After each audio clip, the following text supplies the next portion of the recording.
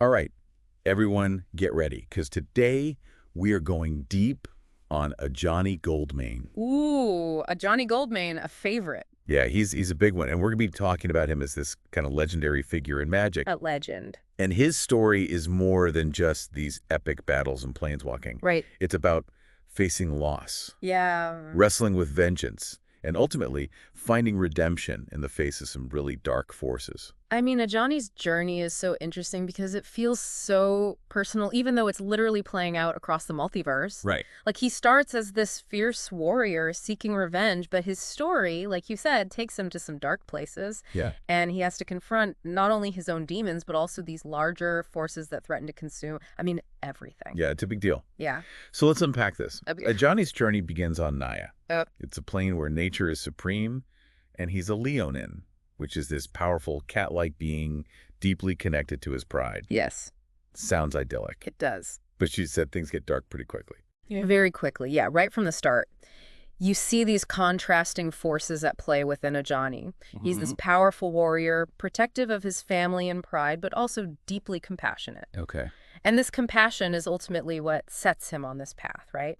His brother, Jazal, is murdered, Oh, wow. and this loss ignites his planeswalker spark, and boom, he is thrown into this chaotic multiverse. Whoa, hold on. Yeah. For those of us who maybe aren't as familiar with planeswalkers, could you explain exactly what a planeswalker spark is? Of course, of course. So a planeswalker spark is like this latent magical ability Right. that allows individuals to travel between the different planes of existence, different Right. worlds, and it's often triggered by intense trauma, Oh, wow. emotional upheaval. Oh, so Exactly. so in Ajani's case, it was his grief and rage Yes. that unlocked this. Exactly. Allowed him to leave his home plane and pursue his brother's killer. So imagine, experiencing the worst loss imaginable and then suddenly having the ability to traverse entire worlds. Right. That's a lot to process. That's a lot. And for Ajani, this newfound power is intertwined with his desire for revenge. Okay. He is driven by this burning need to find his brother's killer and make them pay. That sounds like a recipe for trouble. It is. It definitely is. And his quest takes him across the shards of Alara, Okay. which is a plane fractured into 5 distinct worlds. 5. Wow. 5. And this is where he starts encountering other planeswalkers like Sarkhan Vol, Whoa, yeah, fiery. Fiery, and then you have Elspeth Tyrell, who's a little more stoic. Right. But these encounters force him to see the bigger picture, Okay. understand that his vendetta is just a small piece of this massive conflict. I'm guessing this conflict has something to do with Nicol Bolas, You got it. that ancient dragon planeswalker who seems to always be pulling the strings from behind the scenes. Always up to something. Oh. Always. And Bolas is orchestrating this merging of Alara's shards. It's this event called the Conflux Okay. to gain just unimaginable power. Okay. And Ajani finds himself right in the middle of this chaotic clash of worlds. So what does this mean for Ajani? Does he put aside his own personal quest to deal with this bigger threat? It's interesting because Ajani's still consumed by his desire for revenge, but he also sees the devastation that Bolas is causing, Okay. the innocent lives that are lost in Bolas's pursuit of power, and this realization sparks a change within him. It's like he's starting to understand that revenge won't bring him peace. Exactly. He's grappling with the idea that true justice isn't about retribution, it's about protecting the innocent, Right. stopping those who would cause harm. Yeah. And during the conflux, he confronts Bolas, but not just to avenge his brother, but to protect all of those caught in the crossfire. Wow, that's a pretty significant change. Huge shift in perspective. Yeah. Pivotal moment in Ajani's journey, he chooses to put the needs of others above his own desire for revenge. And in doing so, he begins to transition from avenger to protector. So he finally lets go of the need to punish his brother's killer. Not entirely. The pain of that loss will always be with him. Right. But he begins to understand that holding on to that anger will consume him. Okay. He chooses to channel his grief and his rage into something more constructive, Right. something that honors his brother's memory by protecting others.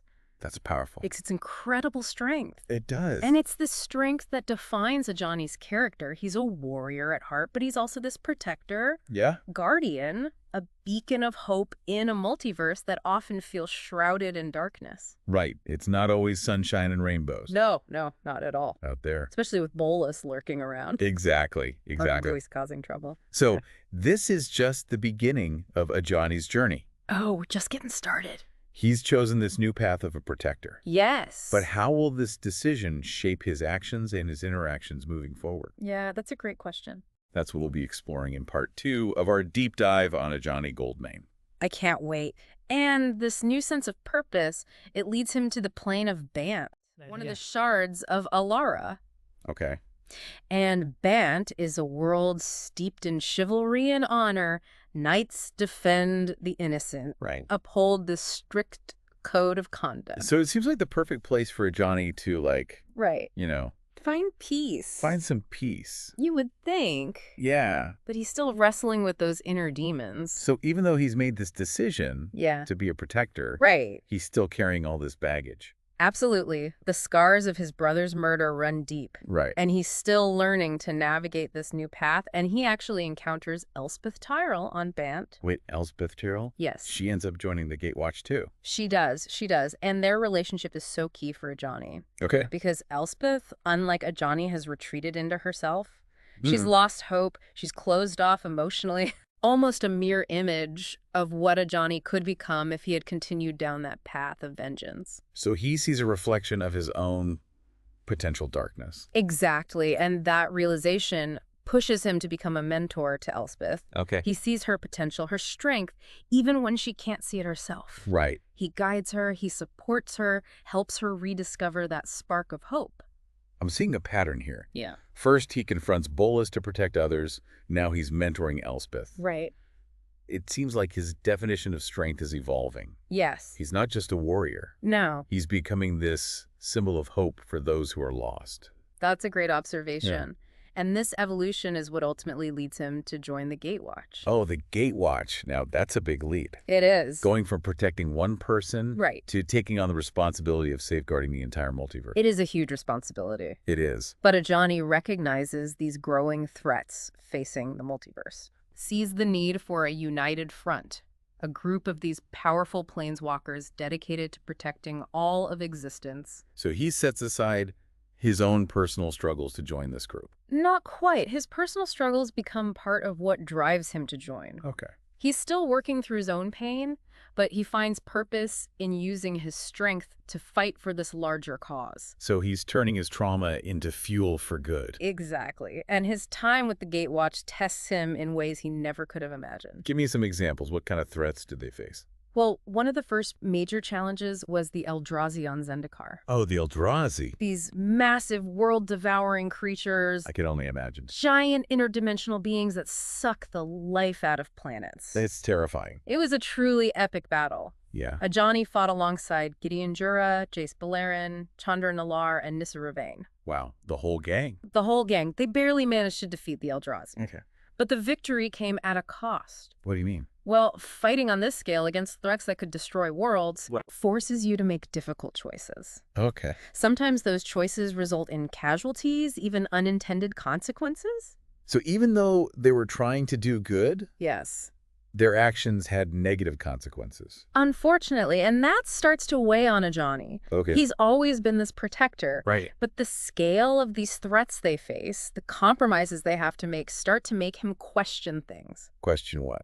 He questions the Gatewatch's methods. He wonders if there's a way to protect the multiverse without causing so much collateral damage. Okay. You know, he grapples with the idea that sometimes, even when you're fighting for good, you might have to do things that go against your personal code. That's a heavy burden. It is, and it sounds like this internal struggle is going to come back to haunt him. You think so? And his capture by the Phyrexians pushes these questions to the absolute limit. Oh no, the Phyrexians, aren't they the embodiment of everything that Ajani stands against? Absolutely. They're this relentless force, obsessed with perfecting all life by assimilating it into their collective. Right. They represent the opposite of individuality, freedom, everything Ajani holds dear. And they captured him. How's that even possible? Well, the Phyrexians are incredibly cunning and resourceful. Okay. They've been planning their invasion of the multiverse for centuries. Right. They're not afraid to play the long game,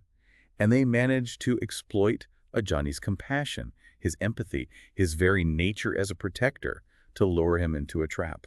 This is where things get really dark. Yes. We know what the Phyrexians do to their captives. Completion. They complete them, Yes. transforming them into these twisted biomechanical versions of themselves. It's a violation on every level. They believe they're perfecting beings. Right. But their vision of perfection is this grotesque mockery of life, this twisted fusion of flesh and metal where individuality is just eradicated. And knowing Ajani, Right. who's always been a champion of individual freedom, Yes. this must have been a nightmare for him. Did he resist? Of course he did. Initially, he fought with everything he had. Right. Clung to his memories, his sense of self. Okay. But the Phyrexians are relentless. They use this combination of physical manipulation, mental conditioning, and this insidious form of dark magic to break down their victims. So it's not just about changing the body. Right. It's about rewiring the mind. Everything, the soul, everything that makes a person unique. Wow. They want to erase the individual and replace it with this unquestioning loyalty to the Phyrexian collective. And sadly, with Ajani, they eventually succeed. That's awful. It's heartbreaking to think about him, this noble warrior protector twisted into a weapon against everything he stood for. Did his friends, the Gatewatch, did they just abandon him? Never. They knew the risk, the horrors of completion. Right. But they never gave up on him. They held on to this belief that somewhere beneath the layers of Phyrexian programming, a spark of the real Ajani remained. That must have taken a lot of faith. It was a gamble. It was. But they clung to any sliver of hope, and they were right to do so. Because even in the depths of that darkness, a fragment of Ajani's spirit endured. It was faint, almost extinguished, but it was enough. So last we left off, Ajani had fallen into the clutches of the Phyrexians, Yeah. facing this horrifying process of completion. Right. And it's hard to imagine a fate worse than having your identity, your very essence, stripped away and replaced with this cold mechanical conformity. It's truly a violation, like on every level. The Phyrexians, they believe they're perfecting beings. Right.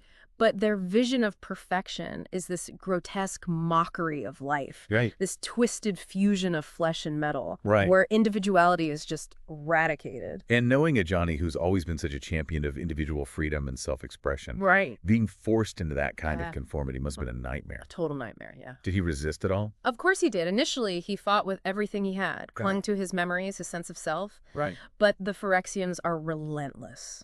They use this combination of physical manipulation, mental conditioning, and this insidious form of dark magic to break down their victims. So it's not just about changing the body. No. It's about rewiring the mind. The soul.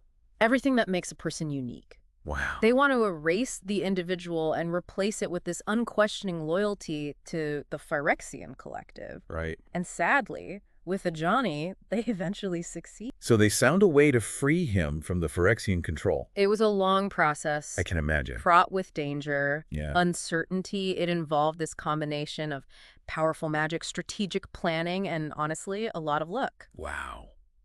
But against all odds, they succeeded in severing the Phyrexian hold on Ajani's mind and body. That's incredible, but I can't imagine that was an easy transition, coming back from something like that. Right, the trauma. Yeah, the scars. Physical, mental, must have been a long road to recovery. Absolutely.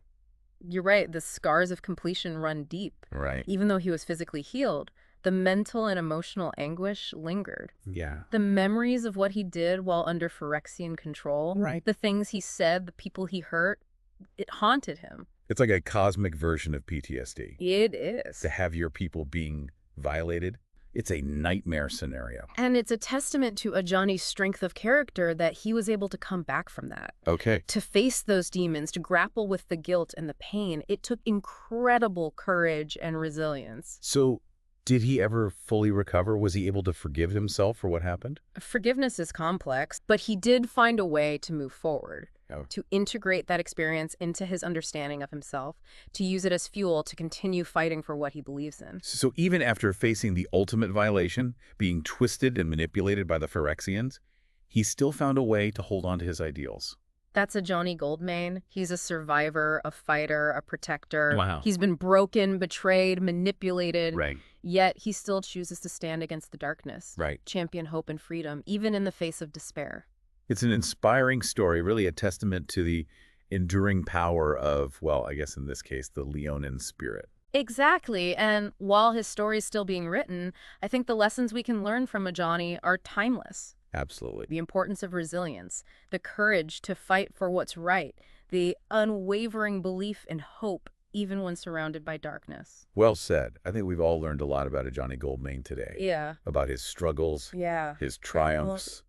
His incredible spirit. Yeah, and his enduring spirit. Absolutely. Thank you for guiding us through this deep dive into Ajani's world. Of course. Happy to be here. It's been an incredible experience. It has. And to all our listeners, keep exploring, keep questioning, and keep diving deep into the infinite possibilities of the multiverse.